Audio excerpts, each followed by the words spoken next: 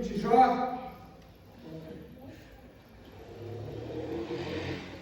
aprendendo a lidar com o sofrimento, com a perda. Não é um tema fácil, você não vai ver campanhas sobre esse tema, você vai ver sobre restituição, sobre como ganhar em dobro, como adquirir a restituição dobrada. Aí não preciso aprender, é muito fácil. Pode vir restituição dobrada, pode vir em dobro. Eu quero aprender como sofrer e como estar preparado para receber algo do Senhor. Eu quero que o Senhor venha a nos estruturar no dia de hoje, porque pode ser que Ele restitua algo, mas Ele precisa primeiro estruturar a nossa vida para que esse algo não seja perdido, assim como foi perdido na primeira instância. Jó perdeu tudo. E agora Deus vai prepará-lo para dar em dobro, para que ele não perca, para que ele saiba usar aquilo que Deus deu, porque tudo é emprestado. Tudo nesta vida terrena é emprestado. Seus filhos não serão seus filhos lá no céu, será seu irmão. Esse momento de mãe é só aqui, esse momento de pai é só aqui. Lá todos seremos irmãos. Então Ele te dá uma responsabilidade, um presente para você cuidar, para você administrar para a glória dEle. E por fim, tudo que o Senhor nos dá é um potencial para as nossas boas obras e para o nosso galardão.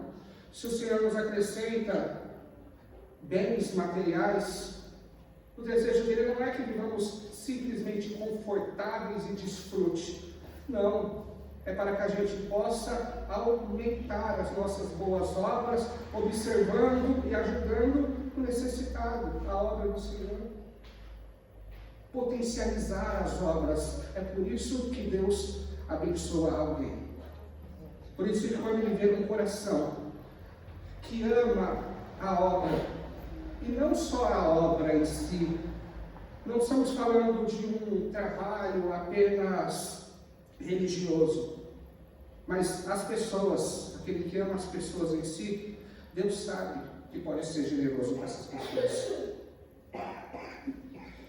Livro de Jó, capítulo 1, versículo 1 ao 5, nós vamos ver Jó na figura de Cristo, a revelação de Cristo, no capítulo 1 e 2 de Jó. Capítulo 1 e 2, Cristo é revelado em Jó. Do 3 em diante, Jó é revelado por Deus, na sua essência, no seu coração. Mas vamos ver essa figura, este momento ímpar da vida de Jó, porque não pôde durar para sempre. Ele não conseguiu manter essa obediência perfeita, reta, até o final do capítulo 42. Mas foi um momento áureo de sua vida, um momento maravilhoso, a qual ele prefigurava o sacerdote perfeito. Tanto é que ele teve a ousadia de adentrar na presença de Deus, sem sacrificar por si próprio, mostrando a sua perfeição. Jó capítulo 1, versículo 1 ao 5. Havia um homem na terra de Uz, cujo nome era Jó. Este era um homem sincero, um homem reto, um homem temente a Deus, que se desvia-se do mal. Ele nasceram 7 filhos e 3 filhas, e era o gado de 7.000 ovelhas, 3.000 camelos, 500 juntas de boi, 500 jumentas. Era também muitíssimo grande o seu serviço, ou os seus servos, de maneira que este homem era o maior de todos do Oriente. Iam os seus filhos e faziam banquete na casa de cada um no seu dia, e enviavam convidados às suas 3 irmãs, e comiam e bebiam com eles. Sucedia, pois, que, tendo decorrido o turno de dias de seus banquetes, enviava Jó, e o santificava, e se levantava de madrugada e oferecia holocausto, segundo o número de todos eles, porque dizia: pecaram os meus filhos e blasfemaram a Deus no coração. Assim fazia Jó continuamente. Jó sendo o sacerdote da sua casa. Jó olhando os seus filhos e protegendo eles pelo sangue do Cordeiro, pelo sacrifício. Jó, como sacerdote de tua casa, como um homem perfeito, como um homem íntegro, reto. Obviamente ele não foi assim até o decorrer da sua vida, mas aqui neste momento ele vai prefigurar um outro, superior a ele, que também adentrou na presença de Deus sem sacrificar por si próprio, porque ele era perfeito e não necessitava de pecados por sua culpa, pois não havia culpa alguma nele. Ele também era justo, reto, íntegro, temente a Deus, se desviava do mal e era perfeito. Este alguém é Jesus Cristo, o sumo sacerdote da nova aliança. Ora, a nova aliança é uma aliança considerada por Deus perfeita, então ela é uma aliança perfeita. E para uma aliança perfeita é necessário um sacrifício e um sacerdote perfeito, porque a aliança é eterna, então o sacrifício e o sacerdote têm que ser eternos.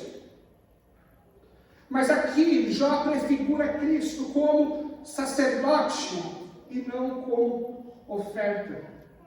Porque se fosse falar de oferta, não poderia ter sofrido do jeito que sofreu. Podemos encontrar em Levíticos, capítulo 22, versículo 24, os detalhes da oferta ao Senhor. Ela não poderia ter nenhum tipo de agravo físico, não poderia ter arranhão, não poderia ter, como vemos no texto, machucado ou moído, despedaçado ou cortado. Não oferecereis ao Senhor, não façais isto na vossa terra. Ou seja, um sacrifício que tinha algum machucado, corte, não poderia ser oferecido ao Senhor. Por isso Jesus, no seu sofrimento, ele simboliza um sacerdote e não uma oferta.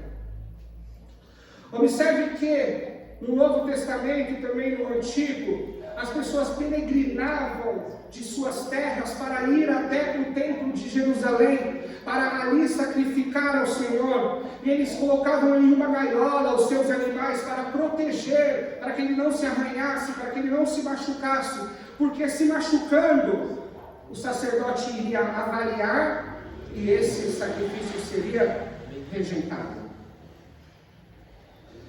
Então Jesus Cristo, na figura de Jó, não é oferta, estamos falando foco, sacerdote perfeito. O que aconteceu com Jó, o que aconteceu com Cristo, para eu dizer que ele é uma figura de Cristo? Além da sua perfeição, obviamente momentânea, claro, mas como eu disse, do 1 ao 2, ele prefigura Cristo, depois em diante é revelado que ele é de verdade, ou a sua natureza interior, como a de todos os homens. Apesar de todos eles, só 3, só 2, se comparar a Jó em relação à disciplina, honestidade e santidade.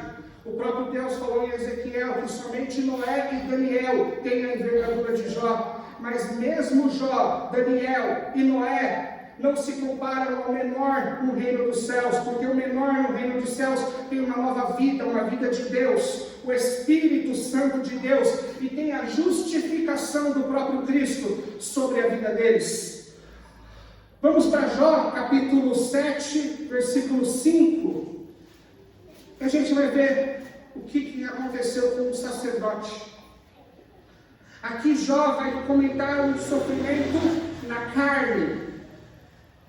A minha carne se tem vestido de vermes, torrões de pó, e a minha pele está grateada, e se faz abominável, ou está cheia de vermes, e se faz abominável.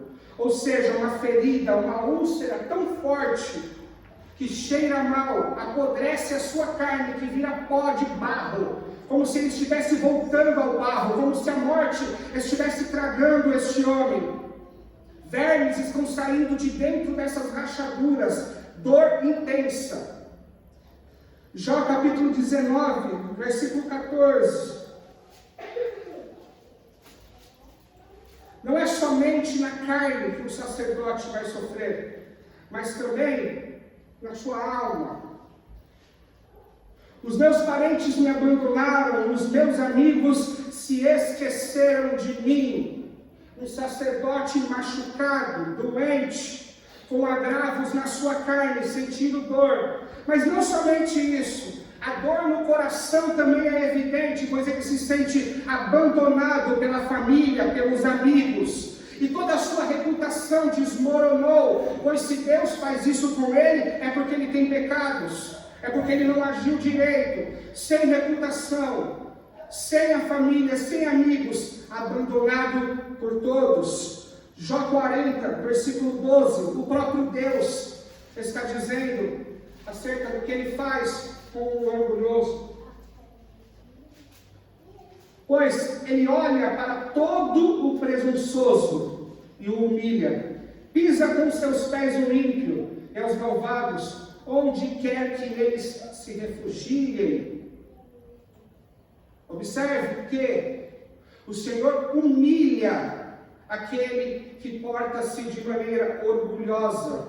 Ou seja, um sacerdote perfeito, que olhando para ele no capítulo 1 e 2, dizemos, não há nada a acrescentar. Ele vai sofrer na carne, ele vai sofrer o abandono e o desprezo, e ele vai ser humilhado perante todos.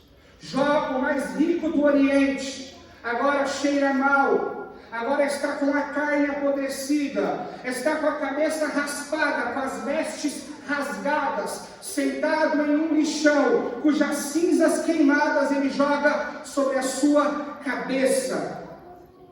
Quem olha para ele vai dizer que as crianças começam a fazer musiquinhas e provérbios, riem e cospem na cara deste homem. Por quê? Por que isso aconteceu? Não somente com Jó, mas com o sacerdote perfeito chamado Jesus Cristo, cuja dor, semelhante a Jó, foi na carne, na alma e também na humilhação. Foi açoitado, esbofeteado, deram socos na sua cara, cortaram as suas costas, fizeram ele carregar um madeiro, e depois pregaram as suas mãos nesse madeiro, ia asfixiando e faltando ar, então ele precisava subir o seu corpo, raspando suas costas no rude madeiro, costas que já estavam dilaceradas, sem ar, sentindo o abandono. Deus, meu Deus, por que me abandonaste? Abandonaram ele na oração no Getsemane, abandonaram ele depois que capturaram na crucificação, sozinho, abandonado por parentes e amigos e discípulos. Nem os interesseiros tinham o que achar dele agora, porque ele não tem nada a oferecer, é apenas alguém enfermo na carne, pendurado em um madeiro, humilhado, nu, diante de todos que ali assistem. Ora, pelo menos de Adão teve o Senhor misericórdia e cobriu as suas partes íntimas, mas o próprio sacerdote, filho de Deus, na sua vergonha exposta, foi erguido em um madeiro para ser visto por todos, e os braços abertos não podiam nem mesmo cobrir, exposto a cuspe, jogaram coisas nele na via crucis enquanto ele ia caminhando, xingamentos, era um espetáculo que se fazia com o crucificado, ou seja, dor na carne, abandono e vergonha, porque um sacerdote perfeito, poderia passar por isso. O Jó, tudo bem, seu nome bonita, Jobab, quer dizer pedra semelhante a jaspe. Ora, tem a sua preciosidade, mas ainda pode ser lapidado, ainda pode agregar valor ainda maior, pode brilhar mais. Mas e o Cristo? E o Senhor Jesus Cristo? Poderia não somente poupá-lo de tamanha dor, para que ele simplesmente morresse pelos nossos pecados e pagasse as nossas dívidas. Era a sua morte que expiaria o pecado, mas um sofrimento agravado ele foi submetido. Por nós. Por nós. Vamos ler o autor de Hebreus. Ele vai começar a explicar. Vamos ver 4 textos de Hebreus. Eu quero começar pelo primeiro, que vai dar base do Antigo Testamento para todos os outros. Hebreus 5, versículo 2.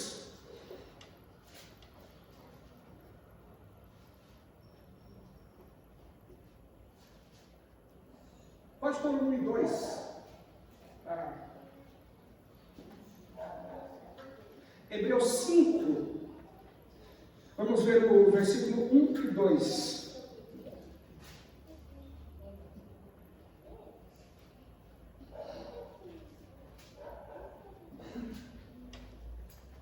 Está se referindo a Arão.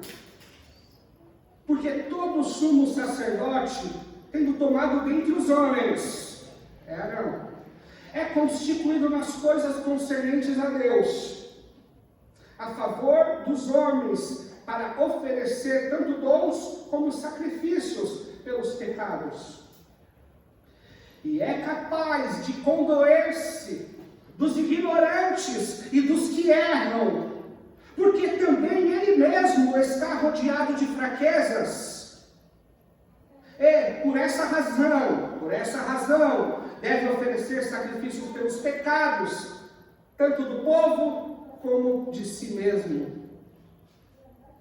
O sacerdote que Deus escolhia dentre os homens, ele era escolhido para representar os homens diante de Deus.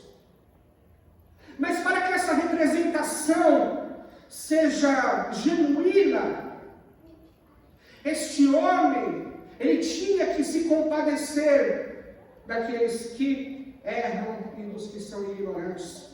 E a maneira de se compadecer é porque ele mesmo tem sofrido tentações a qual caiu.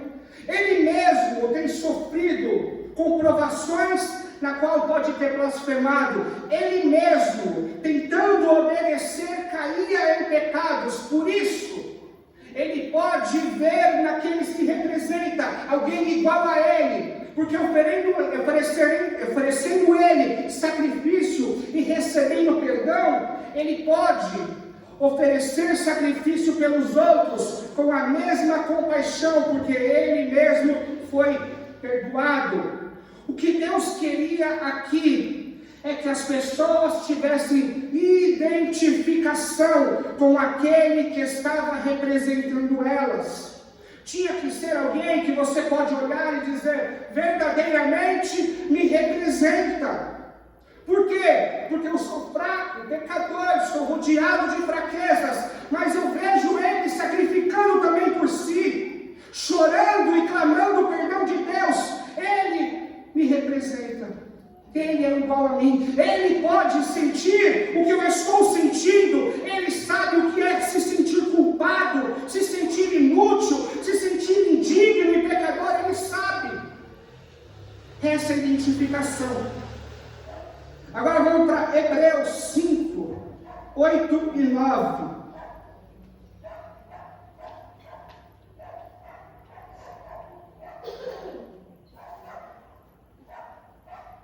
Embora sendo filho, aprendeu a obediência pelas coisas que sofreu.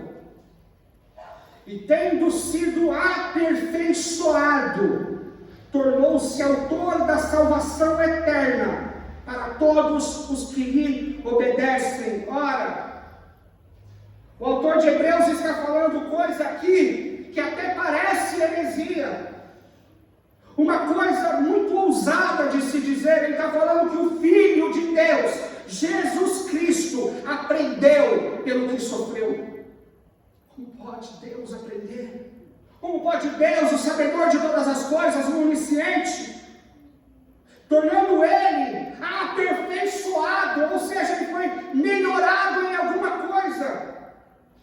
Cristo na sua carne, quando veio como ser humano, ele não nasceu totalmente pronto no berço, ele foi aperfeiçoado. Como pode isso? Ele era Deus. Hebreus 2,18.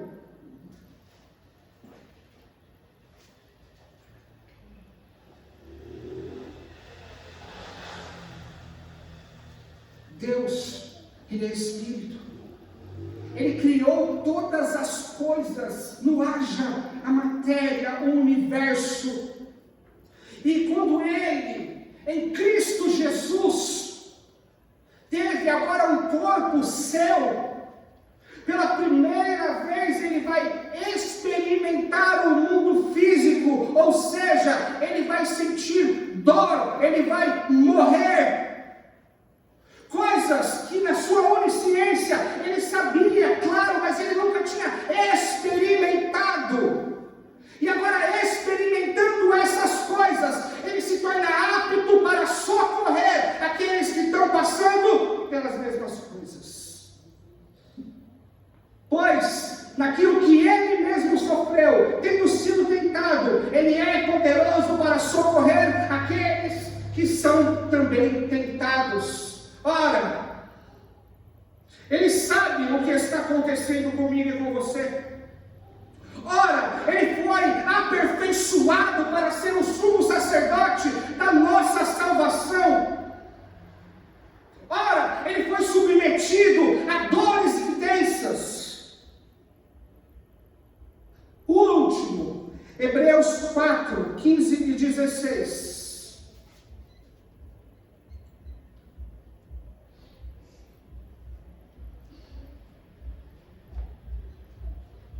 Porque não temos um sumo sacerdote que não possa se compadecer das nossas fraquezas. Antes, Ele foi tentado em todas as coisas, a nossa semelhança, mas sem pecado. Ou seja, sofrimento, tentação, teste de Deus, vergonha, dor, todas essas coisas. Quando nós estivermos passando, podemos olhar para Ele e dizer que temos algo em comum. Porque você já passou por isso. Você já sentiu dores. Você já sangrou. Você já foi traído. Você já foi esquecido por todos e humilhado. Então todos os que passam por essa terra, em qualquer sofrimento que seja, ninguém pode dizer, você é Deus, não me entende. Ninguém tem o direito de dizer, você não sabe o que eu estou passando. Não somente sabe, como passou também pelas mesmas aflições. Para que pudéssemos ter Ele como alguém compatível, como alguém que nos representa. Ele foi submetido a todo o sofrimento para estar apto para nós socorrer e nos entender.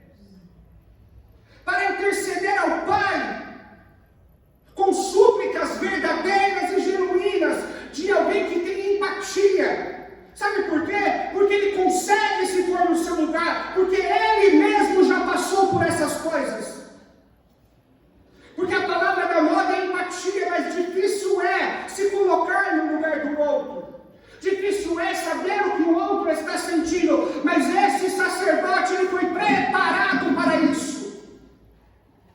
Ele foi preparado para ser o sacerdote perfeito, o representante perfeito, o representante que nós podemos dizer para Ele, ora Senhor, você sabe como é, por favor, ora por mim, intercede, me ajuda, me salva. E o texto diz que Ele pode nos socorrer no tempo devido, pois passou também por isso. Ele tem misericórdia, Ele tem compaixão, Ele tem empatia. Não estamos falando de um sacerdote, ora, ele é Deus, está distante de mim, não sabe de nada do que é doer, do que é sofrer. Não, pelo contrário. Pelo contrário, ele veio para ser preparado. É traição, ele foi. É abandono, ele foi. É pobreza, ele foi. É tudo. É dor, ele foi. Abandono, desprezo, vergonha, ele foi. Quem na terra pode dizer, você não sabe o que eu estou passando? Ninguém. Por isso, ele foi o mais sofredor de todos os homens. Por isso, ele foi o que passou por todos os sofrimentos.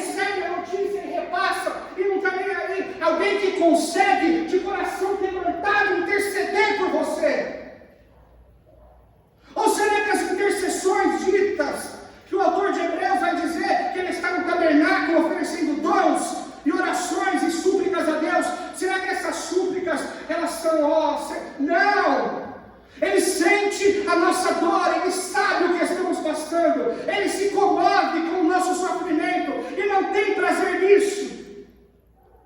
Mas assim como Deus preparou ele como sacerdote, ele é o rei e sacerdote sumo, mas ele tem um reino de sacerdotes no qual também devem ser preparados.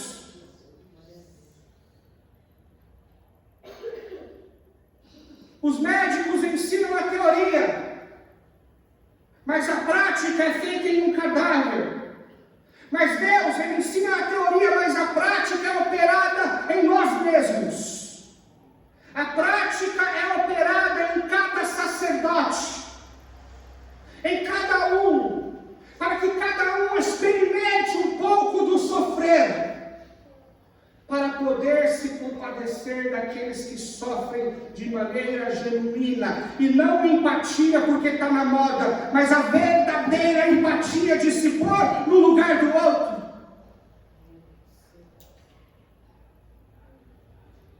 Então não tem como dizer assim: ora Senhor, somos sim a nação santa, o sacerdócio, geração eleita, sacerdócio real. Mas se somos sacerdotes de Cristo, sumo sacerdote, devemos aprender como Ele aprendeu, devemos passar por o que Ele passou, ou podemos amar ao próximo sem sentir de verdade o que Ele está passando. Difícil. Por isso Deus costuma experimentar os seus líderes. Por isso Deus costuma experimentar os seus sacerdotes. Por isso Deus costuma colocá-los para sofrer. Não para o mal deles, mas para o bem. Para que eles possam ter um ministério genuíno e verdadeiro. Para que eles possam amar não de boca, mas em verdade. Para que eles possam se compadecer, se condoer. Ter empatia pelo próximo, coisa que não teriam sem passar pelas mesmas coisas e mesmas aflições. Ora, essa pedagogia é muito dura. Ora, ninguém aqui na sociedade diria que é algo legal a se fazer. Mas a maneira que Deus trabalha, ela é eficaz. Pode ter certeza que aqueles que sofrem como sacerdote, eu não disse o mundano, pois nós vimos e ainda vamos rever, que a pessoa do mundo sofre sem proveito, mas aqueles que estão na olaria de Deus, cada apertão que Ele dá é para dar forma ao vaso. Cada apertão e pressão que Ele dá é para dar forma à obra de suas mãos. Deus não desperdiça um sofrimento, uma lágrima sequer, pois todas elas estão em um cesto, em um vaso, contadas. Porque cada uma delas foi apta para aperfeiçoar os seus sacerdotes.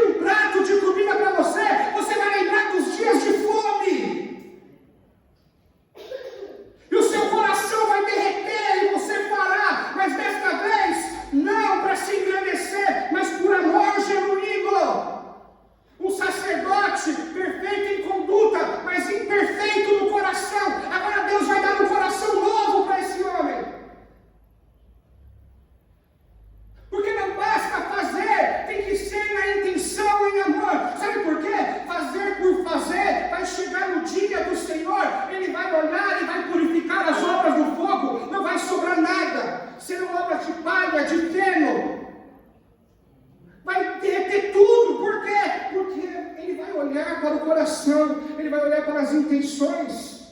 Ele vai olhar, por que você fez isso? Quando ele vê que foi por amor, pagar ladrão, justa obra, fez efeito grande, fez alguém sorrir e dar glória a Deus. Então todas as vezes que você sofrer, é difícil, mas isso vai ficar na tua mente, isso não vai inibir e diminuir a dor.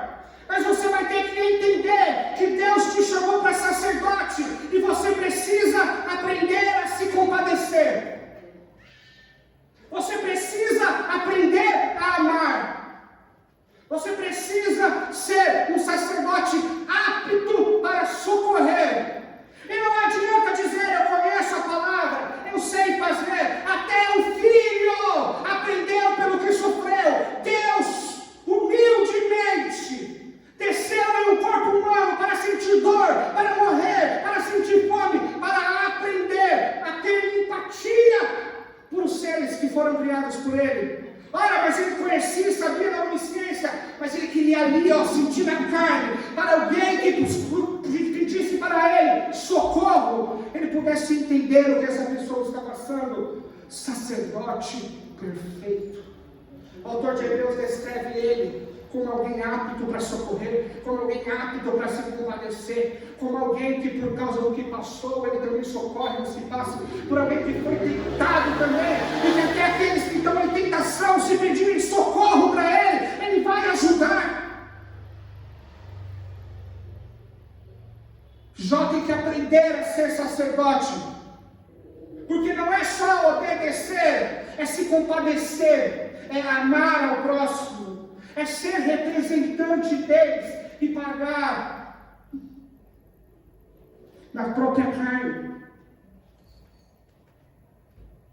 na própria vida, sofrer e sentir o preparo de Deus para aquilo.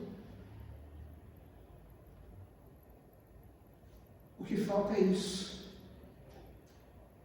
São sacerdotes preparados, não teologicamente,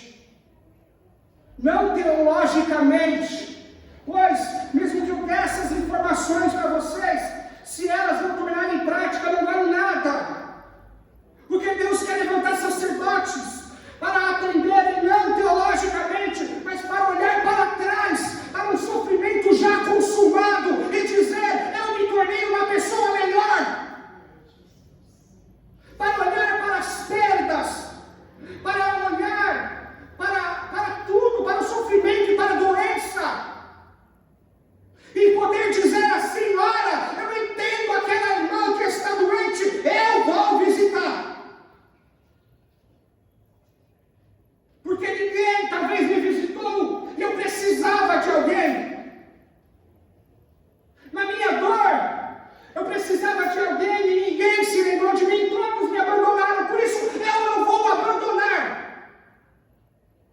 porque eu sei como é estar sozinho, eu sei como é sofrer, eu não posso deixar aquele irmão assim, eu não posso deixar aquela irmã assim. Esse é o sacerdote de Deus, essa é a nação santa, o sacerdócio real.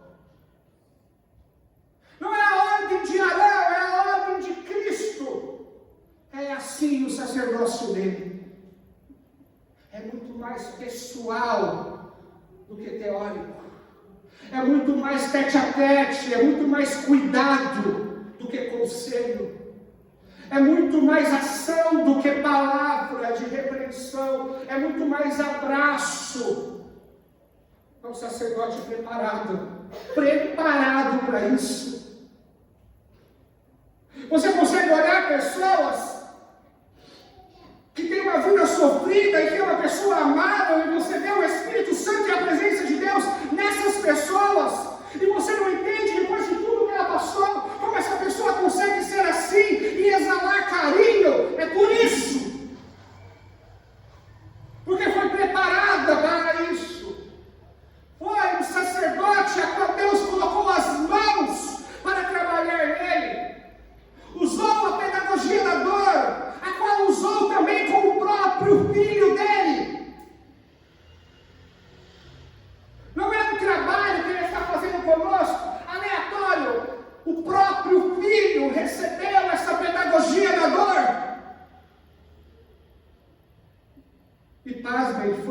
aperfeiçoado. Como pode? Foi aperfeiçoado no que diz respeito ao ministério sacerdotal. Olha o que diz 1 Pedro 5,10.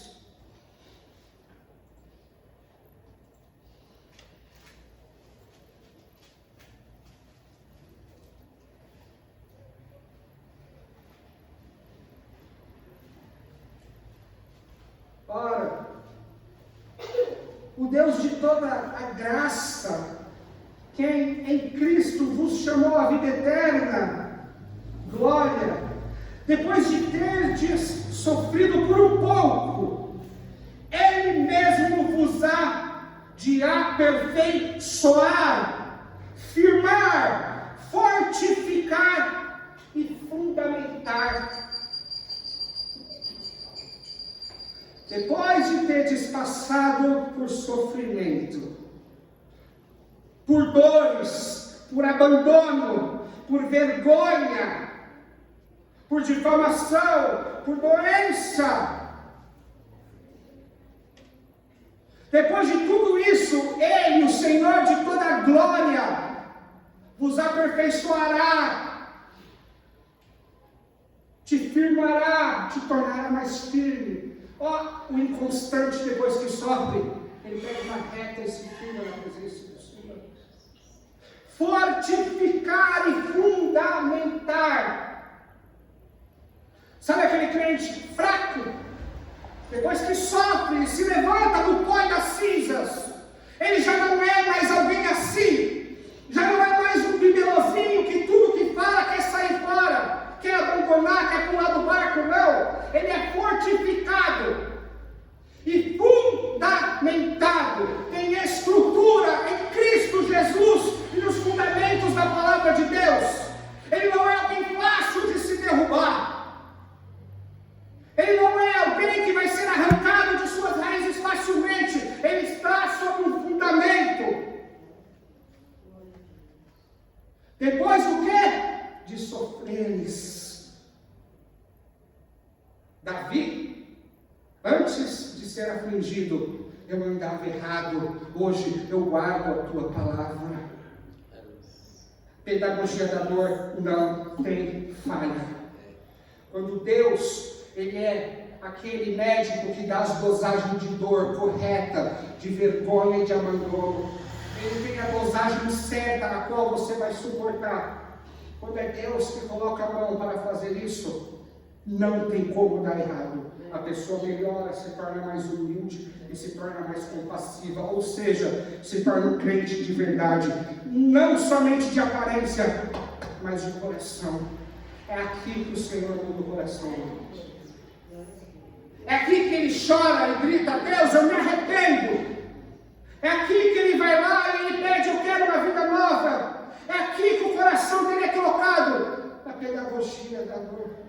O Espírito Santo só dizendo para ele: se arrepende, muda de vida, torna-se mais maleável, seja menos áspero com as pessoas. Não, você falou a verdade, mas fala direito. Ou fique quietinho, fala na hora certa. Ele vai te ensinando a socorrer o aflito. Ele vai te ensinando. Por quê? Porque quando você sofreu, você sabe o que você precisava e não tinha ninguém ali. E você vai ser essa pessoa na vida de alguém. Você vai ser essa pessoa que te faltou na vida de alguém. Quando alguém estiver sozinho, sem compreensão, abandonado, sem créditos, ninguém acredita mais. Como foi com você? Você vai ter coração, a palavra correta para socorrer essa pessoa. É por isso que você passou por essas coisas que você perguntou para Deus: por que me deixou cair? Para te tornar um crente de verdade, um sacerdote de verdade, para te tornar alguém de verdade, e não somente de terno, de coração. E Ele te firmou, te aperfeiçoou. É isso que a dor faz com os crentes. Por isso que a gente fica louco quando os apóstolos ficam falando, seja bem-aventurado no sofrimento. A gente pensa, mas como? Como que eu vou sorrir? Não, é entender. Não vai diminuir a dor, é entender.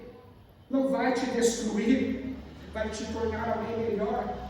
É o processo que o Senhor faz quando Ele vai e promove alguém. É uma promoção do sofrimento. É uma promoção que vai te tornar alguém em um patamar espiritual diferente, em um preparo diferente. Por isso, dá, entendendo essas coisas para gloriar, gloria chorando, Senhor, obrigado. Tem visto graça em mim, que está me melhorando, me aperfeiçoando. Eu serei um sacerdote melhor. É isso que Deus faz. É isso que Deus faz. Porque Jó se sente o homem mais humilhado de todos. Deus nem me conta por que Ele fez isso comigo. O homem mais incompreendido de todos. Mas não é assim. Ele tem que entender que Deus, Ele se humilha.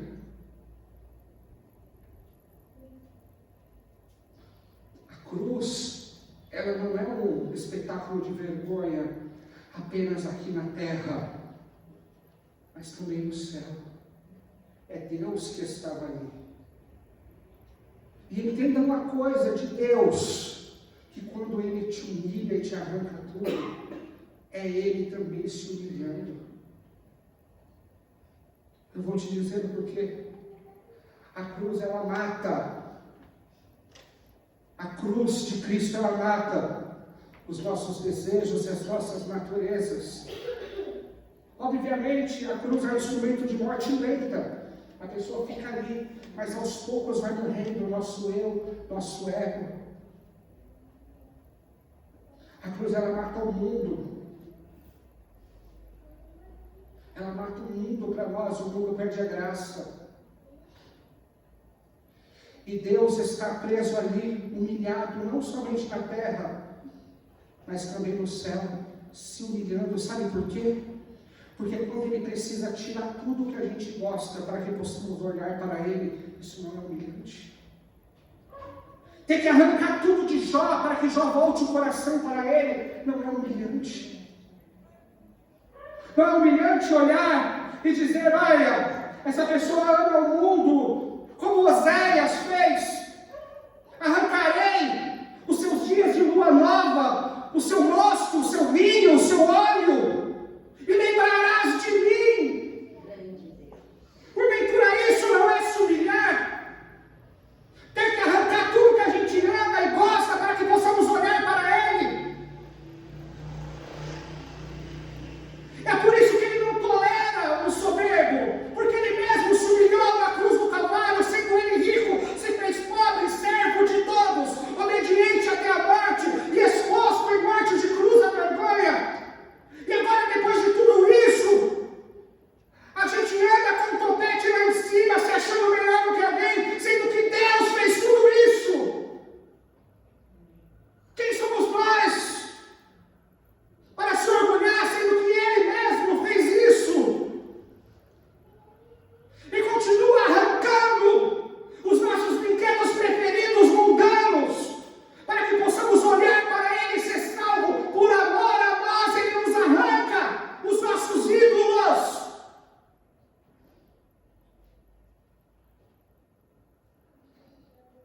E Jó vai ter que entender que é o amor de Deus operando através da dor, que é o amor de Deus aperfeiçoando aquele homem, para que ele conheça mais a Deus, para amá-lo mais. Porque o motivo da desobediência está lá também em Oséias, é a falta de conhecimento do Senhor. É o motivo da desobediência. Eu não digo conhecimento somente teórico, mas para praticar é necessário saber. Eu digo conhecimento relacional com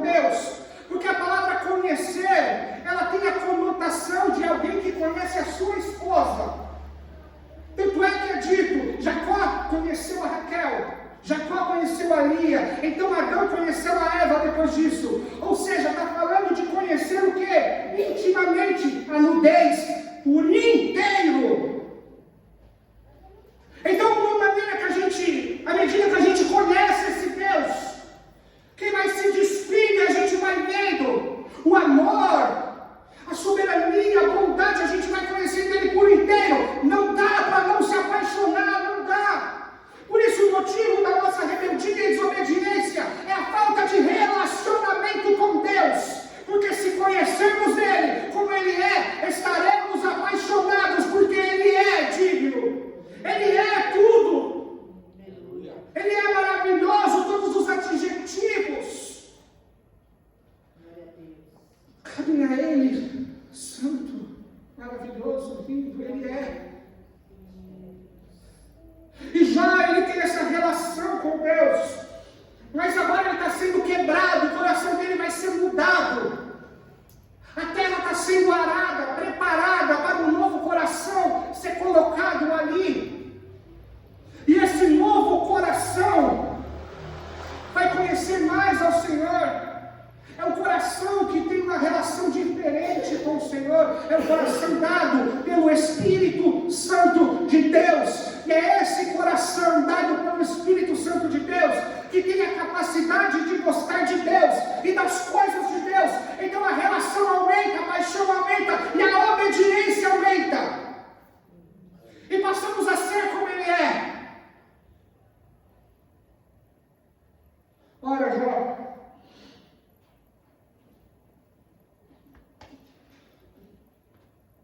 todo mundo diz, Jó não sabe, Deus fez tudo isso e no final não contou para ele por que fez tudo isso.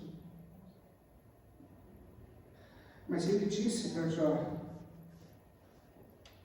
ele falou para Jó,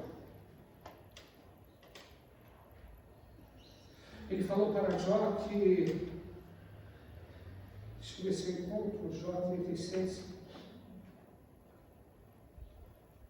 Deus ele trata o justo como rei. Vamos lá.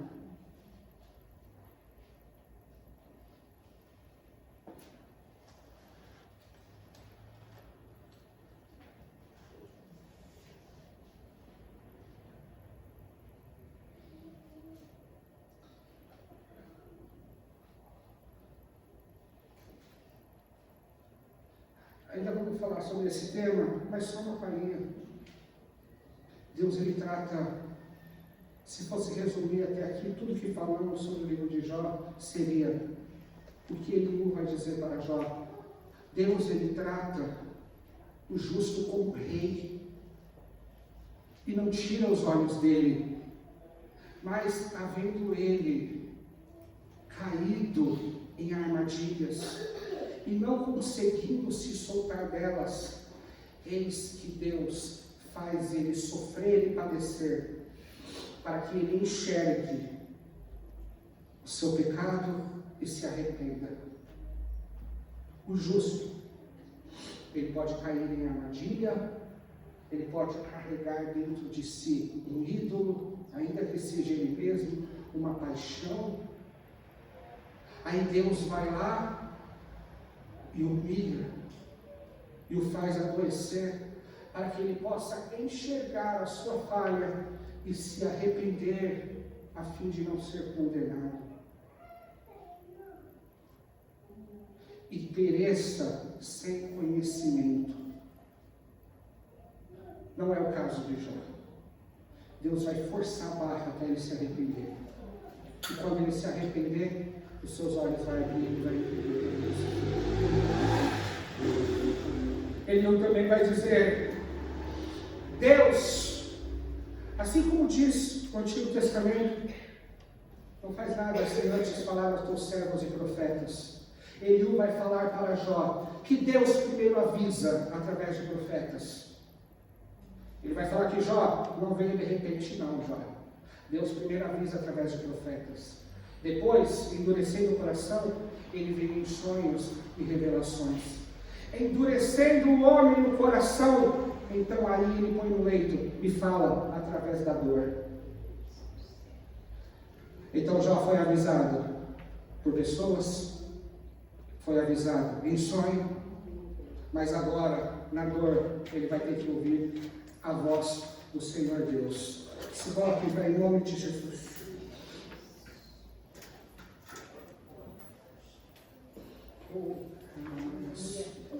Glória a Deus. Aleluia. Como é duro preparar de um sacerdote? Ou será que é só ler a Bíblia e pregar ela e está tudo certo?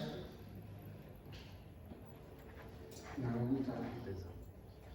De vez em vez, o Senhor submete os seus ministros a passar por algumas lutas, perdas, batalhas. E nesse momento sempre aparece alguma mancha que a gente, no orgulho, não enxerga nas nossas vestes. Sempre no sofrimento, a gente consegue olhar e ver que a gente é fraco. É nesse momento que Deus nos prepara para ser um ministro melhor, um servo melhor, um pai melhor. É nesse momento que os sacerdotes são treinados e aptos para socorrer aqueles que sofrem. Por isso, não basta só conhecimento teológico, tem que ter experiência com Deus.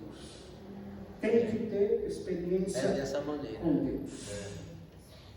E a experiência com Deus é isso aqui que a gente viu hoje. Porque é melhor, o que diz Salomão? Onde está uma pedagogia melhor? Na festa ou no velório?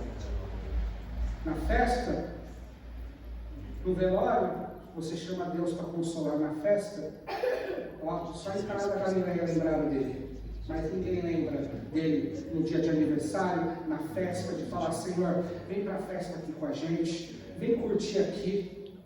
A gente olha a Deus como alguém que só quer atrapalhar a festa. Ele vai ficar de olho em quem vai pecar. Nada. Ele foi chamado para a festa em Caná da Galileia e ele compareceu.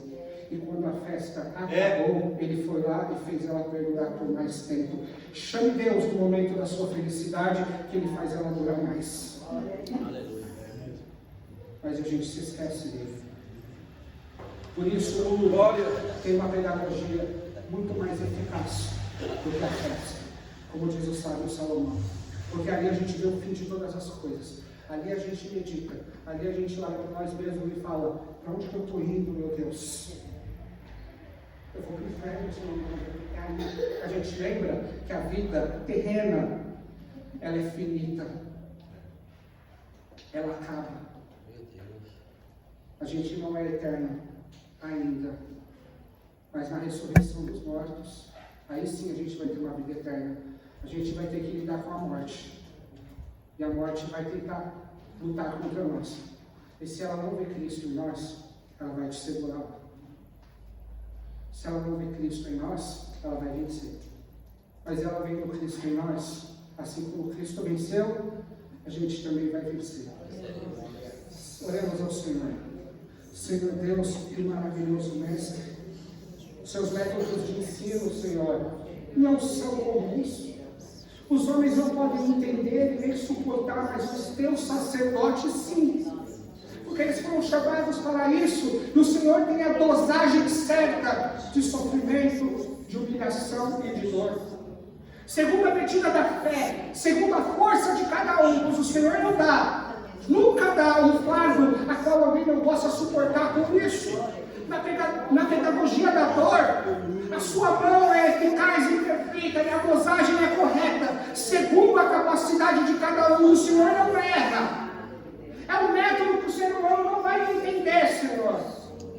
Vão te culpar, vão falar que o Senhor não é bom por isso, mas conseguimos ver a sua bondade e misericórdia no seu trabalhar, inclusive na dor.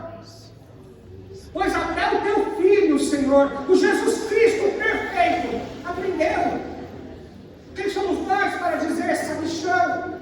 Para dizer que estamos prontos? Ora, o Filho de Deus, o Emanuel, aprendeu através dessa pedagogia. Então o Senhor nos ensina, já que eu não posso impedir o sofrimento, que Ele me aperfeiçoe, que Ele me torne uma pessoa melhor. Já que Ele vai vir uma hora ou outra, que a Tua presença esteja conosco e que possamos aprender de maneira rápida, que não prolonguemos o tratamento, mas que tenhamos já a melhora em alta, rapidamente, que o nosso coração seja rápido a se arrepender, que o nosso coração seja rápido a reconhecer os nossos erros e aquilo que Deus quer, para que rapidamente eles possam nos promover, apenas uma palavra, promover ao sacerdote mais eficaz. Que assim seja para a sua glória, Senhor, porque assim foi com o seu filho, assim será com a sua noiva, assim foi com o seu filho, o primogênito, assim será com os outros filhos, porque o Senhor trata da mesma maneira, o Senhor repreende a quem ama e açoita a todos os que recebem como filho, para que aprendam, para que sejam corrigidos. Então, muito obrigado por isso, porque a minha alma é rebelde, Senhor, e eu preciso, Senhor, disso. Jamais pedirei um sofrimento, mas o que eu te peço é para que eu seja uma pessoa melhor. E seja lá qual for o caminho, por favor, faça, Senhor. Ainda que eu grite, desesperado, pedindo pare, faça, Senhor. Não me ouça, por favor. Me torne uma pessoa melhor. Me torne mais parecido com Cristo, Senhor. Porque o velho homem é como o ladrão da cruz. Faz eu descer daqui, se faz o Filho de Deus, me livra. Não, Senhor. Eu quero ser como o ladrão da direita. Senhor, já que o Senhor não vai me livrar, que eu encontre com o Senhor lá no teu reino. Tenha misericórdia de mim, Senhor. Amém também, Jesus. Abençoa, Senhor, cada um que aqui está. E que se essa pessoa está passando por um sofrimento, Senhor, que ela possa entender o seu trabalhar.